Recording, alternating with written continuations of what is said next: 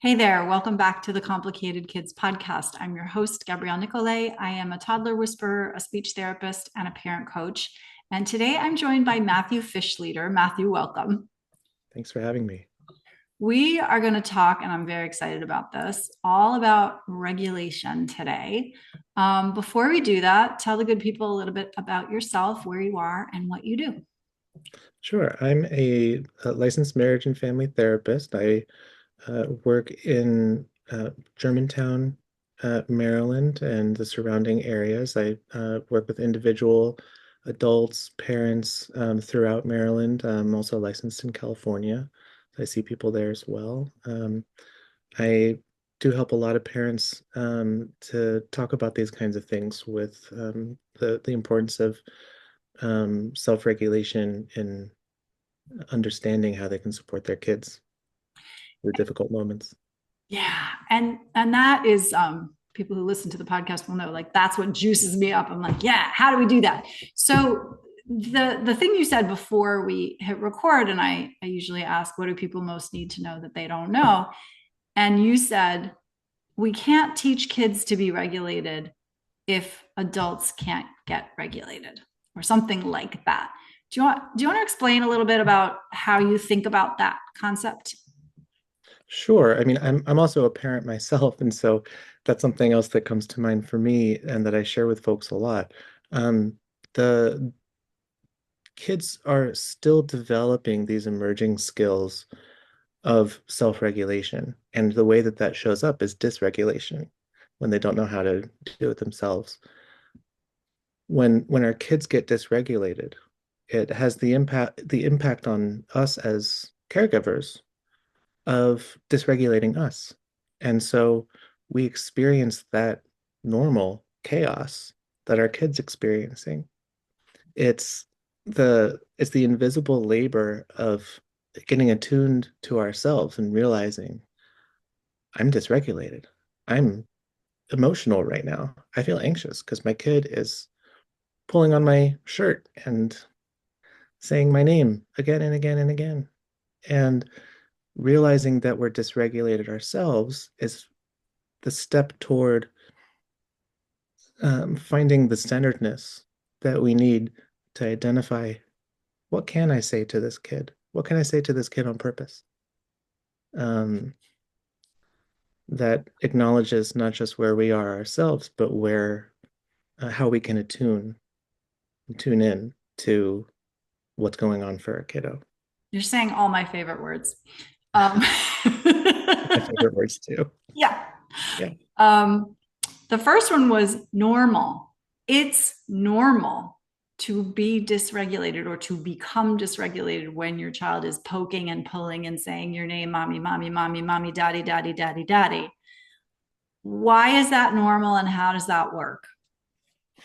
It's something that one psychiatrist named Louis Cosmolino talks about as the idea of a social synapse. We regulate one another through our interactions and through our perceptions of one another. We regulate each other's brains. It's not unlike with when a baby's born, they encourage parents and caregivers to hold the baby on their skin, on their chest, to have that skin to skin contact. We regulate each other's bodies. It's a similar kind of concept when we think about across this gap between one person and another, between a kid and ourselves, um, that a kid's emotional arousal or psychological arousal will impact us, just like we're hoping that we can find a place of calm so we can help our kid to slow themselves down. It's about identifying the presence of that gap and the impact that we have on each other. And so it's what I love about this concept, and Stuart Shanker talks about it in his book Self-Reg, right? This is like the umbilical cord on Wi-Fi, or a similar notion of this gap, and yet you're still connected. And so even just knowing that that's true, I think like I actually, as I'm thinking about it right now, it's like helping be like, oh yeah, of Mhm. course we're connected. Of course your emotional state, particularly of your own child, is having an effect my child's nervous system state is having an effect on my nervous system. Of course it is. But we don't, to your point earlier, we don't often think about it that way. We think this is an emergency. It has to be fixed. Yeah, I mean, we can even add to the idea that it's normal, we can add that it's important because it's the wavelength at which we can tune into what's going on for our kids. If I'm feeling dysregulated, it can be a sign to me that my kid's feeling dysregulated. Um, it's an invitation to connect that um, that that icky feeling we get when when our kid is poking at us. Okay, this is such a great reframe. And I sometimes, more and more these days, I'm thinking about lots of things as a kaleidoscope. So life is just a kaleidoscope. And if you want a different perspective, just give it a little nudge to the right or the Right. left. Yeah. And so this is one of them. What if that icky feeling is just like a very strong signal to connect? What? That's Mhm. good. Um, I will say most of us, and hopefully this is changing now that we know more about the brain and how it works and emotions and all that. But most of us lean out from an icky feeling, not into an icky feeling. Mhm. When you work with people, I imagine that part of what you're doing is building this capacity. Are there any tricks? Are there any tips? Are there like how do we do that? That's a very good question. Um, how do we lean in? We we can kind of n notice and name it. Dan Siegel, who you and I talked about a little bit earlier, talks about this idea of name it to tame it. When we are experiencing something, it's kind of floating around in different parts of our brains. And when we name it, when we try to apply some kind of language to that, oftentimes when we're talking about dysregulation, that like sort of beehive kind of stinging us all around, kind of feeling when we name it, it actually consolidates some of the activity in the brain around those linguistic centers that we can start to become aware of the different pieces of the feeling, the different pieces of our own dysregulation, such that we can more easily make choices based on that awareness, that understanding. We can accept, I'm feeling nervous that my kid is going to escalate if I don't turn on the TV right now, even though we're about to sit down for dinner. Um, when we can recognize that and identify it and name it, we tame it, and we can move from that centeredness toward a choice. And caveat, I'm talking about ideal circumstances. I'm talking about when the kid is not starting to grab at your jewelry instead of your shirt, when the kid is not starting to kick and scream on the floor, and that we move toward that goal of tuning in to ourselves, tuning into our kids. It's a good point. There's a therapist in Texas named Katie Malinsky, whose work I quite like. She has something called the arc of the tantrum, which I would rename as the arc of the meltdown. That's fine. But there is this like sine curve, right? The crest of which when kids are at the peak of a meltdown, ain't nobody talking. Please, we're not trying to negotiate out of peak meltdown. What you're talking about is kind of a ramp up situation.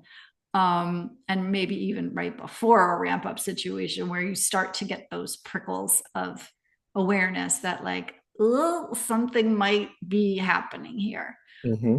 Um, so, but let's maybe talk about when kid is in peak meltdown, what what do we do?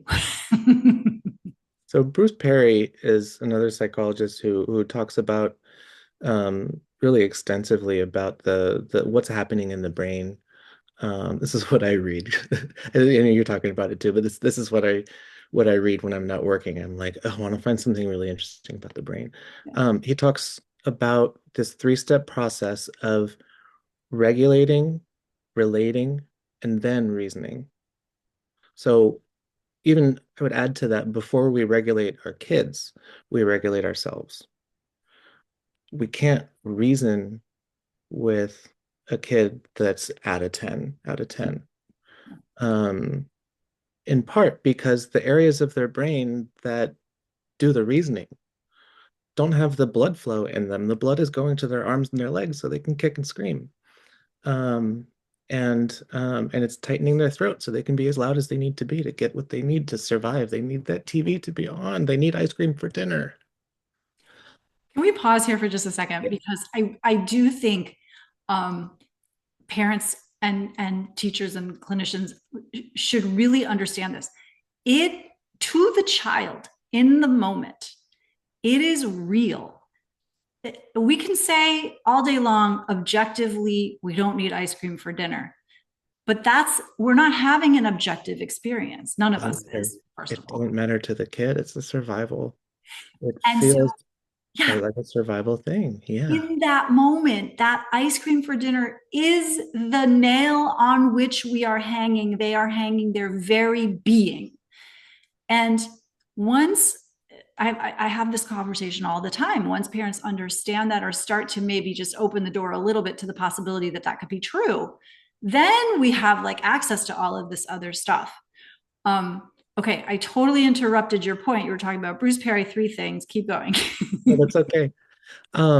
Yeah, my point was exactly that, that it's a real lived experience. If someone were to say we're taking your house away in an hour in 10 minutes, we might not go um really we can't go directly into reasoning like, well, what happened? What's going on? How can we prevent it? But we need to first get regulated somehow.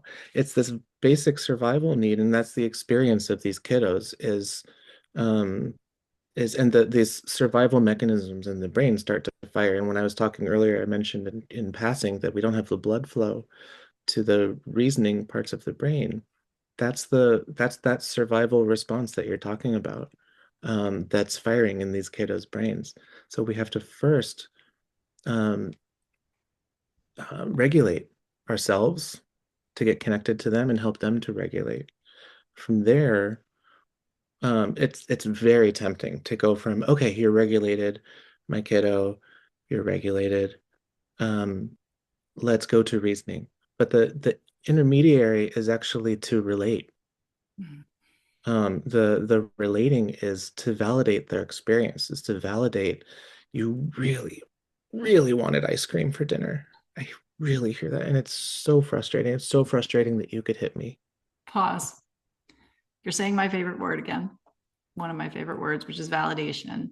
And I Mhm. just want everybody to like hit the 15-second back button on your podcast listener because it's so easy. The way that you just said it is exactly how you would say it to a child.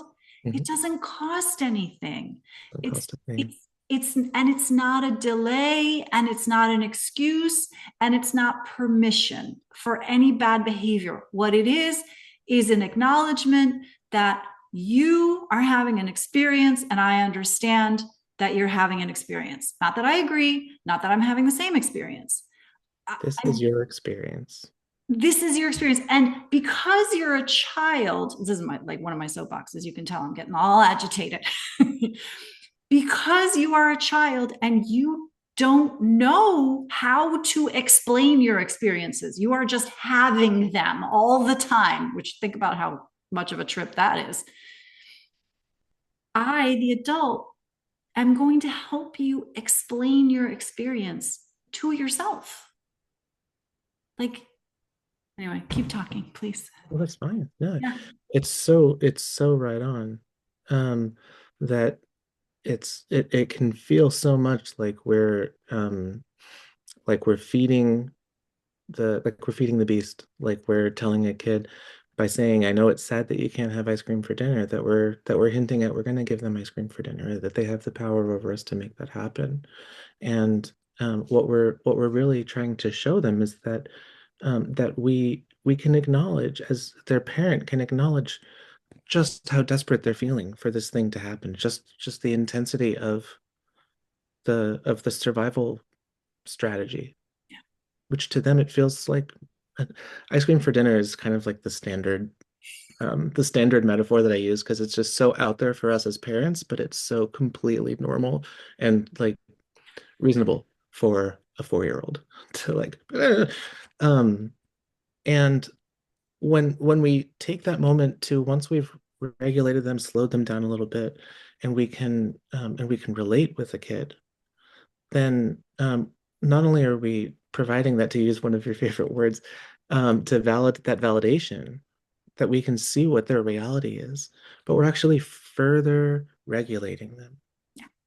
The validation is like, okay, so I had for the kid, it's like, so I had a kind of a, like, it's okay that I had such a big feeling. It's okay that I had that roller coaster right now. Mom sees it, dad sees it. Um, okay. So what do I, and then they can look to us, what do I do now? And that's when we can talk to them about that it's dinner time, that dinner's ready, it's on the plate, it's not time to watch TV. We don't have ice cream on the plate for dinner. And then as a parent, we can look at what is the next opportunity, say, to have some ice cream. That's another piece that I like to go to, is that, like, to say no without it being a complete no. I just To went through with this a parent Yeah. yesterday about like a script to use that didn't involve a no, and this was an autistic child who, as soon as he hears not or no, like those two words, or don't, he is in full meltdown. And Mhm. so it was a yes and, which sounds like an improv game that you don't really want to play, but Not it on this was, podcast. yeah, Yeah. but it was like, yes. And I'm so excited to have ice cream with you after dinner. Hmm. Right? Like it's as simple as that at some level. Right. Yeah. Right. Mm, Right. I hear that you're once a kid gets regulated somewhat, yeah. I hear it makes you so mad that we're not having ice cream for dinner. So angry, and that you really want ice cream for dinner. And what about tomorrow after such and such thing? Let's go get ice cream together, Yeah. right? And at that point, the question of ice cream for dinner, what we're sort of going for there is that, like, the ice cream for dinner is no longer the conversation, but it's like the next ice cream is the conversation. We're looking at the future together. And that's a big piece of even getting through a meltdown, is not just acknowledging the feeling and setting the limit, but also finding some alternatives, um, that um, that it's ice cream for dinner is not happening today. Let's find another time. Or it's not okay for you to hit me. We can use the pillow that we got for our calm down corner, This uh, is that interesting has a list because of these feelings. yeah, I think sometimes we get stuck in the loop of in the loop of validation or in the loop of right reflecting back what kiddo is feeling, and we get kind of stuck. We get stuck in the loop rather than moving it forward. And so I wonder if you are starting to talk about it here, but sort of this. I appreciate what you're saying about like, okay, yes, we have validated the heck out of this now, and now we're moving. Now Um, we're moving because a kid, especially in a dysregulated state, when a kid is in a meltdown or coming through a meltdown, um, even at a fairly regulated state, a kid's capacity to develop problem solving strategies and follow through on them is still emerging. The brain is still organizing itself. And so when we say, don't do this, or we're not going to do this, we have to provide some sort of alternative to them. It really helps, let me say, to provide some kind of alternative. Um, I'm not for hitting. There's a pillow on the couch. If you really need to hit something, you can hit the pillow. I know that can be controversial, but let's find something. I'm not for hitting. You can use a word from this list. You can choose one of these pictures to tell me about how you feel. Um, you can, if you need to have some time, if what you're needing is some time by yourself in the other room, that's totally fine, right? Um, I we th- have to give them a couple of options for some alternatives because yeah, they can fill in and the I blanks was just themselves. thinking maybe two, maybe three, Maybe two. maybe two. Yeah, Yeah. because also too much choice Too many and it's overwhelming. and it's Yeah. overwhelming. Two, maybe three. Yeah, You know your kid. If you think that three is going to be an experiment with it, start with two. If they're like, that's not enough choices, think about offering a third one. you know Cap it what at three. else? It's just occurring to me now. When you so sometimes parents feel like we got to offer choices, which we definitely should. And so, like, maybe what I would do in that scenario also is say, what about that? Just kind of offer one thing. Even if you get a no, you've got information. So, what's interesting to me, just again, right now, is like, how about some deep breaths? No, thank you for telling me that that is not what you need. That is not what you're needing right now. That's Yeah, not what you need. that's Okay. not. And by the way, let's not have a conversation about tone at that moment. Mhm. You talk about that a little bit. That goes back to reasoning with a kid when they're still in an elevated state. It's not going to happen. And in for a lot of parents, when we hear that tone, it feels threatening to us Mm. because it's intended to be threatening. It's this little animal that's like, I'm big and you do what I say. And it can feel threatening to us. And when we can notice that, somehow self-regulate through it, take our breath and recognize for our kid that deep breath is not what you're needing right now. Let's come up with some other ideas, Yeah, right? it's true that Absolutely. when it feels like it's that we're being attacked, makes it even harder to stay calm, to stay in the moment, to offer the next choice, and to take that response as data instead of an attack. And I Mhm. imagine that's something that you work with people on a lot. We can even say to a kid, that was a big voice. That surprised me. So, deep breath is not what you're needing. I just took a deep breath. That helped me. It's not what you're needing. Let's think of something else, Yeah, yeah, right? Um, that we're there with them to find to help them through this question of, well, if not that, then what? yeah. Yeah, Matthew, this is a lot of work.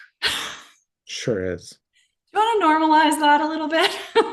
It's a lot of work. It's a lot of emotional labor for us as parents, psychological labor to recognize, you're feeling threatened because, and this is Dan Siegel talks about this too, that you're feeling threatened because people would raise their voice in the family that you grew up in. And so it can, our kids' behavior towards us as parents can somehow transport us back to being children ourselves. And it's kind of trippy and paradoxical that way. Um, but it's a lot of work. It's a lot of work and it's exhausting. And so having people that we can like having someplace like listening to this podcast, having someone that we can go to talk about just how much work it is, just how tiring it is, about the things that we don't get to say to our kids, that we need somewhere to say, whether it's to another parent, whether it's to a therapist, a friend, a family member. Yeah, Um, to to share the burden, to be able to talk about and make a reality just how much work this really is, because um it takes work and it takes a village. yeah. Yeah. You are one of those people. Would you tell people how to find you and yeah, how do they find you? Sure. Yeah, so my website is growingpresent.com. I'm also on Psychology Today. I use a couple of platforms to do the virtual telehealth work. Right now, I'm seeing people primarily through telehealth virtually, but people can learn more about my practice, about what I do, and my availability at growingpresent.com. I love it. We will link to that in the show notes. Matthew Fishleder, thank you so much for coming. This Thank was you so really much for having me, Gabrielle. This was great. This was a lot of fun. fantastic. Thanks.